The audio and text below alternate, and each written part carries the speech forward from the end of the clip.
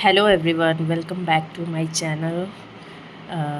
आज हम लोग रेस्पिरेशन मतलब कि श्वसन के बारे में जानेंगे। इसमें श्वसन, जैसा कि हम लोग जानते हैं कि श्वसन एक जैविक प्रक्रिया है जिसमें जीव क्या करते हैं कि भोजन को ऑक्सीजन की मदद से उसको तोड़ते हैं, मतलब कि विघटित करते हैं, जिससे हमें क्या प्राप्त होती है, एक एटीपी प्राप्त होता है, जिसे ऊर्जा के तौर पर हम लोग एटीपी के रूप में उसे संचित करते हैं। यह ऊर्जा जो है शरीर के विभिन्न गतिविधियों के लिए बहुत ही ज़्यादा आवश्यक होती है, क्योंकि अगर कोई भी हम लोग वर्क कर रहे हैं तो उस काम को करने के लिए हमें ऊर्जा होगी, तभी हम लोग वो काम कर सकेंगे। इसलिए जो ऊर्जा है वो शरीर की विभिन्न गतिविधि, जो भी गतिविधि करेंगे उसके लिए बहुत ही ज़्यादा आवश्यक होगी।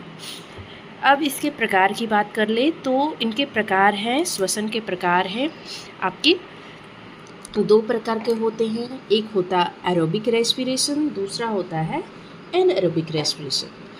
इसमें यह क्या करता है, यह जो एरोबिक रेस्पिरेशन है ये ऑक्सीजन की उपस्थिति में होगा, और जो उसके बाद जो एनारोबिक होता है वो तुम्हारा होगा उनकी अनुपस्थिति, मतलब कि ऑक्सीजन की अनुपस्थिति में होगा। ग्लूकोज पूरी तरह क्या करेगा, एरोबिक रेस्पिरेशन में पूरी तरह से टूटेगा, विघटित होगा और अधिक मात्रा में जाकर वो ऊर्जा उत्पन्न करेगा। और यह क्रिया कहाँ होती है, तो यह क्रिया हमेशा माइटोकॉन्ड्रिया में होगी। इसके बाद आता है हमारा एनारोबिक रेस्पिरेशन। यह ऑक्सीजन की अनुपस्थिति में होता है और इसमें जो ग्लूकोज है वो बहुत कम टूटता है, जिससे कम एटीपी हमें प्राप्त होता है, जैसे कि हमारा यीस्ट द्वारा अल्कोहल किण्वन।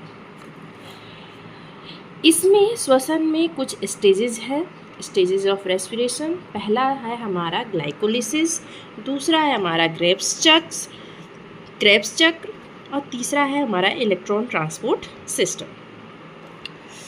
तो ग्लाइकोलिसिस जो होता है वो हमारा साइटोप्लाज्म में होता है। इसमें क्या होता है कि एक ग्लूकोज अणु जो होते हैं वो 2 पायरुविक अम्ल में बढ़ जाते हैं, और इस प्रक्रिया के दौरान हमें क्या क्या मिलता है, तो एटीपी मिलेगा और एनएडीएच मिलेगा। ये दोनों चीज़ें ग्लाइकोलिसिस के दौरान बनती है। दूसरा होता है क्रेब्स चक्र, जो कि कहाँ होता है, माइटोकॉन्ड्रिया में होता है। इसमें जो ग्लूकोज अणु 2 पायरुविक अम्ल में टूटा, वो अब पायरुविक अम्ल क्या होगा, उसका आगे विघटन होगा, मतलब कि आगे वो टूटेगा और वो क्या बनेगा, तो कार्बन डाइऑक्साइड बनेगा, एटीपी बनेगा और NADH और FADH2 जाकर बनेगा। तीसरा प्रोसेस है हमारा, तीसरा स्टेज है इलेक्ट्रॉन ट्रांसपोर्ट सिस्टम। यह हमारा कहाँ होगा, माइटोकॉन्ड्रियल झिल्ली पर होगा।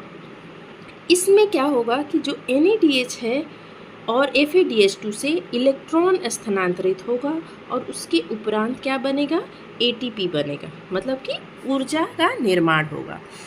इसमें ऑक्सीजन क्या होगा, ऑक्सीजन अंतिम इलेक्ट्रॉन ग्रहण करता होगा, मतलब कि जो इलेक्ट्रॉन का अंतिम वाहक होगा वो कौन सा होगा, ऑक्सीजन होगा, और इसके उपरांत क्या बनेगा, हमारा पानी बनेगा, मतलब कि H2O बनेगा। तो ये प्रक्रियाएं सब किसके अंतर्गत आ रही है, श्वसन के अंतर्गत। मतलब कि श्वसन वो जैविक प्रक्रिया है जिसमें क्या करेंगे, ऑक्सीजन की मदद से भोजन का विघटन होगा, फिर ऊर्जा हमें प्राप्त होगी, जो हमें क्या करने के उपरांत मिलेगी, जो हमें शरीर के जो भी हिस्से काम कर रहे हैं उनको काम करने में मदद मिलेगी। फिर आते हैं कि इनके श्वसन के प्रकार जो थे हमारे 2 प्रकार हैं, एरोबिक एनारोबिक। जो एरोबिक था वो ऑक्सीजन की उपस्थिति में होगा, जो एनारोबिक है वो ऑक्सीजन की अनुपस्थिति में होगा। इस तरह से ये सारी प्रक्रियाएं होती है।